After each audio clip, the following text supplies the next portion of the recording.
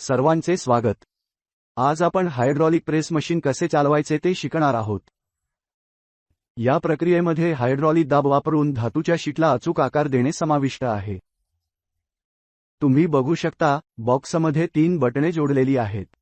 त्यापैकी 2 hydraulic machine सुरू करण्यासाठी वापरले जातात आणि मधले आणखी दाब लागू नये म्हणून मशीन थांबविण्यास जबाबदार आहे।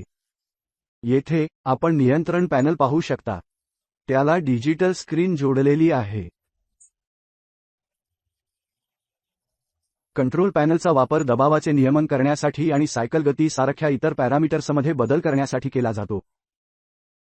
यात आपत्कालीन स्टॉप बटण देखील समाविष्ट आहे। तुम्ही बघू शकता की 3 ट्रॅफिक लाईट प्रकारचे सिग्नल आहेत जे वेगवेगळ्या गोष्टी दर्शवतात।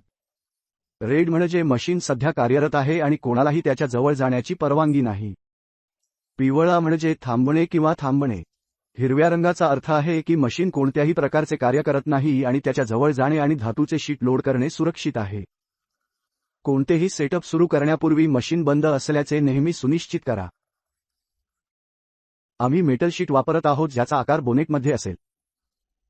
शीट डाई बेडवर ठेवा, ते डाईशी व्यवस्थित जुळले आहे याची खात्री करा। सामग्रीसह दबाव नियंत्रण आपल्याला हायड्रॉलिक प्रेसद्वारे लागू केलेली शक्ती समायोजित करण्यास अनुमती देते। मॅन्युअल नियंत्रणे वापरून वरचा डाई खाली करा।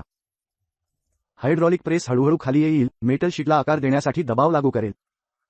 प्रेस खाली सरकत असताना आणि मेटल शीटला कारच्या बोनेटमध्ये आकार देत असताना पहा।